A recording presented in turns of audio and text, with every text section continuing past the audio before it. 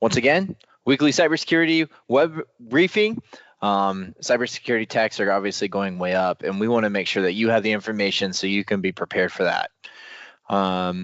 So today, we're going to go over our agenda, introduction, current cybersecurity landscape, maybe something specifically about what's happening in cybersecurity that you need to know about.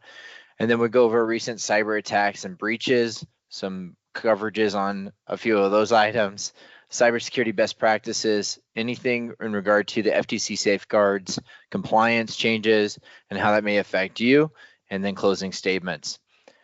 So thank you for being here today. It says a lot about you, whether you're a company owner, middle management, or you just say, I'm here, I work here. Maybe we all have a stake in cybersecurity and protecting the business, whether that be the data, the people, and the technology. So glad you're here. If at any point you have any questions, we are here to educate, and I'll talk about that next on the next slide, but you can email us at hello@rethinksecure.com with any of your questions. This briefing, as you know, since many of you are returning, is 15 to 20 minutes to get you the information you need and to get you back to work. So who am I? I'm Garrett. I'm the CEO here at Vandernet. We started Vandernet in 2010. COVID happened, everything changed from COVID. So we shifted, and now we focus on cybersecurity and how to protect the business, the people, the data, and the technology, and help organizations align the technology to the organizational objectives so they can be successful. We say we enable businesses to grow securely, reclaim your time, and outsmart your competition. Our goal is to help you be successful. So, current cybersecurity landscape, the latest trends, threats, developments in cybersecurity with a focus on how they impact you as a business. So today specifically, we're going to talk about critical 1Password security flaw could let hackers steal your unlock key. So they were 1Password specifically comments in the article that they were thankful that the security researcher group that found the vulnerability did reach out to them, which is best practice in the industry. When good guys find holes, they're supposed to notify the institution of the holes and work with them to get those fixed before they release it to public. Or by public, we mean available to hackers to exploit. And so 1Password is a password manager, just like many other password managers. LastPass, which we know have had security incidents in the past, and hopefully you are not using LastPass. But 1Password is also another password manager. And one thing that we find specifically in this article that they talk about is that 1Password was thankful that the group found the vulnerability for them to fix. But then 1Password makes an interesting statement in the article, and they talk about how if somebody gets root access to your computer, that there's not much at that point, in fact, that they can do to help mitigate your passwords from being stolen. And why this is important is cybersecurity is not just a product like CrowdStrike. You know, that there's a lot of IT departments or industries or like IT companies that say that they do cybersecurity. They'll deploy a single piece of application. Maybe it's SentinelOne, maybe it's CrowdStrike, in addition to the antivirus inside your business. But it's important to point out and to note that it's not solved by a single product or solution. It's solved by a defense in depth approach, which we simply mean there's multiple layers to securing the data, the people, and the technology that you have in your organization. So that being said, they're correct. They're thankful that there was a vulnerability that they were made aware of and they got it patched. But on the flip side of that, they're also true.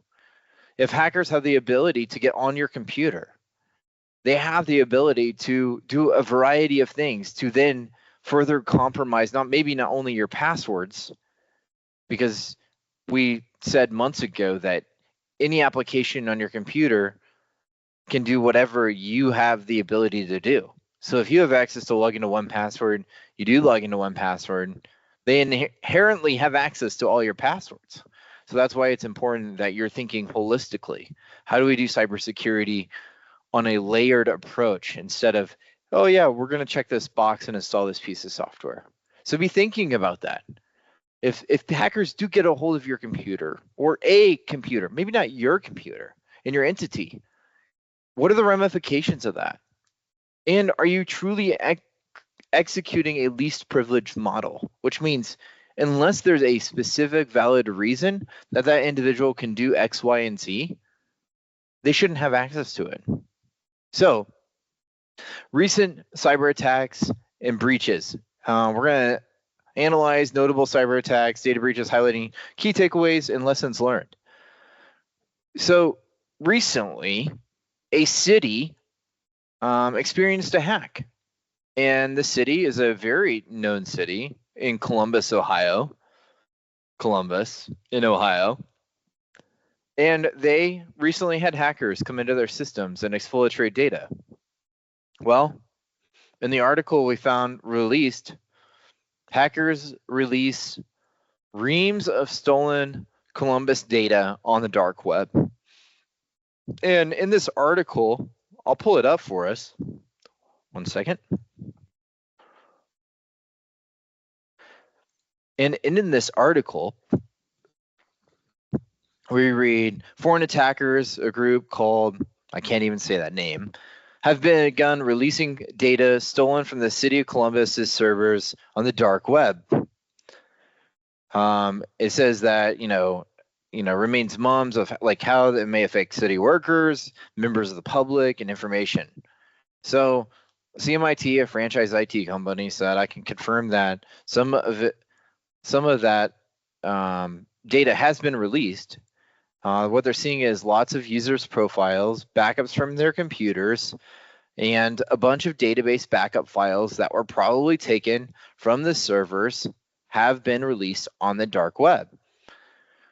They're showing about 3.1 terabytes of data is released. That's 270 files, which is 45% of the stolen data.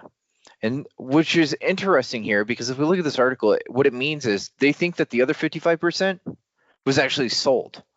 Like data that's just generally released on the dark web isn't really of value to sell.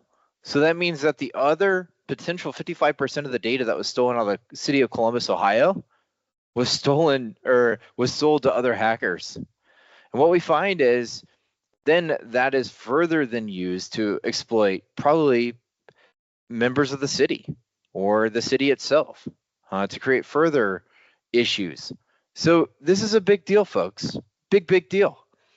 That's why it's important that you don't just deploy a single piece of software. Maybe they didn't even have a single piece of software in place, but that it is a holistic view.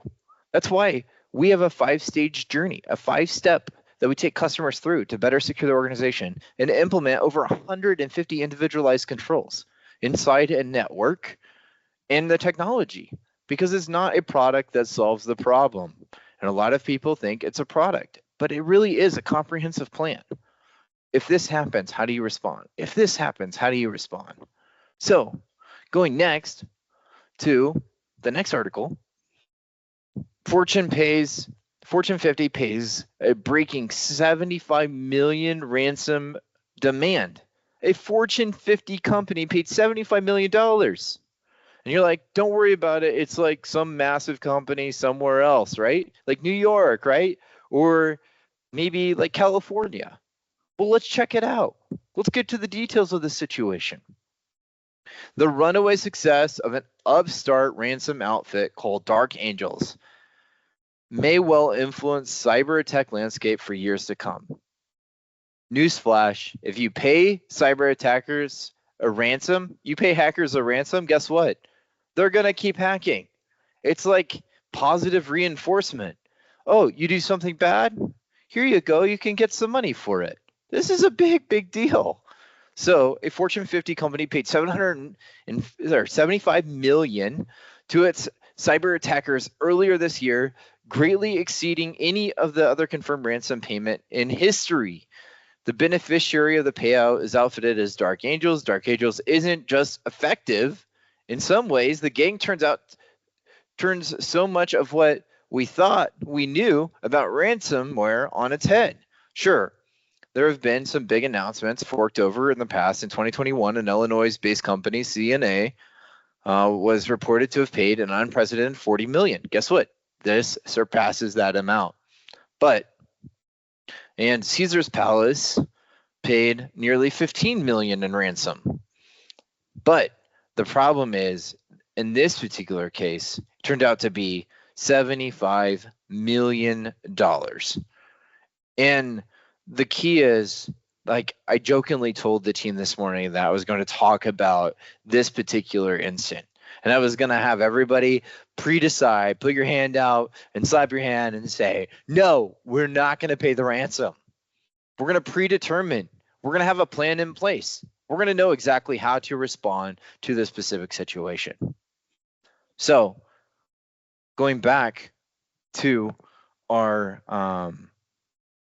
thing here, the last thing I'm going to conclude today is Las Vegas police issue a cyber advisory with cybersecurity hacker conventions in town. Black Hat. I don't know if you're familiar with Black Hat. Black Hat is a conference. It's annual, and it's where hackers get together, like supposedly good guys, maybe partially bad guys.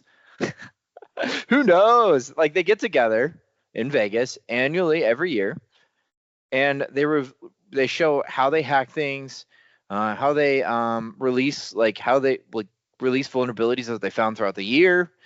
Tesla is notorious for taking their Teslas there and then paying hackers to try to hack the Tesla, and then once they do, then they can get the Tesla for free. So it's insightful and eye-opening to companies that really do need to be tested for vulnerabilities. I would say that any financial institution, whether it be accounting, like Thomson Reuters software, wealth management software, or even banking. Like, I think banking providers should also, software providers should be going there and looking for ways that their software could be exploited. So that way they can be better prepared in the industry. But I thought it was absolutely hilarious that Las Vegas police issue a police warning over a cyber advisory with cyber criminals with hacker convention. Guess what? Newsflash. Invite hackers to town. Expect that hacking is going to happen. So they had to release it, Fox in Las Vegas. So today we're going to go over cybersecurity best practices. And today's big idea is, here's the deal. There are two types of plans you should have in your business. There should be one that has been industry focused in IT for years and years and years. And that industry focus has been on a business continuity plan. It means, hey, if our email servers go down, how are we going to continue to do business? It's always been contingent upon, if a technology fails, how do we continue to do business? That's business continuity. The second has been, within the last 5-6 years, has been a really big deal. It's called an incident response plan. And that's specifically around, if a cybersecurity event were to happen, how would we respond to that? If we have a business email compromise, somebody in our organization's email were to get compromised, how are we going to respond to that? And how do we isolate that? How do we detect that it happened? How do we isolate and contain it? And then how do we treat it? How do we know that the hackers are out of our system? That's an incident response plan.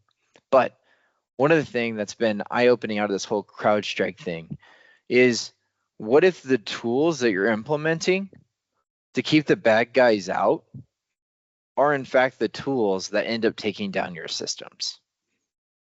Shocker. Shocking. And as we're learning from the fallout from the CrowdStrike situation, 8.5 million Windows devices affected from the CrowdStrike incident. Companies losing, like Delta is claiming over $500 million in losses.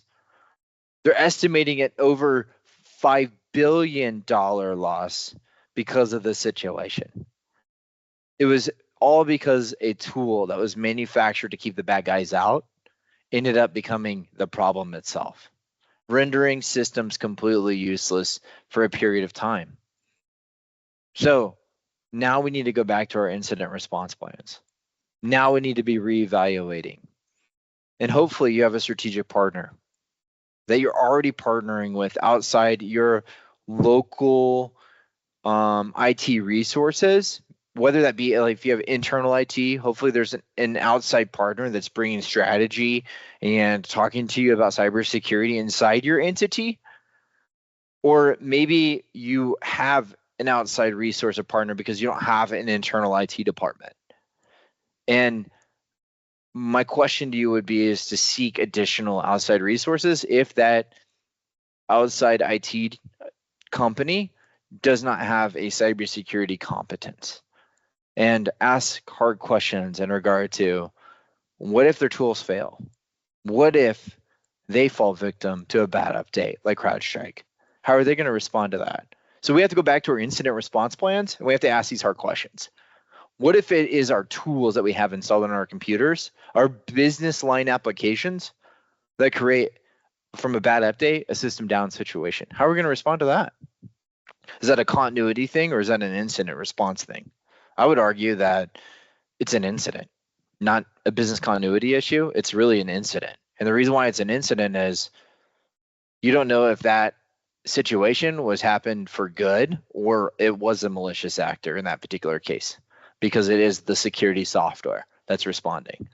So you need to rewrite your incident response plans to focus on what would happen if your cybersecurity business line application, one of those tools, you should not just have one, you should have many tools at play inside your organization to protect it. But if one of those tools went crazy, what would you do about it? Think about that. Think about that. And go back to your plans and reassess that. Thank you for being here. We appreciate your attendance. It's weekly, 1:30 Central Standard Time. We try to give it 15 to 20 minutes, like I said, to get you the information you need and to get you back to work, because we all have things to do. But we want to help educate you. We want to help make sure that your business is secured from hackers and AI. So if you have any questions, you can reach out to dkane@vandernet.io, or you can email us at hello@rethinksecured.com. Go to the bit.ly Rethink Secured link on your screen or scan the QR code. We'd love to offer you a 15-minute free, no obligation cybersecurity strategy session just to talk about you and your business in cybersecurity. Thank you for being here, and we'll see you next week.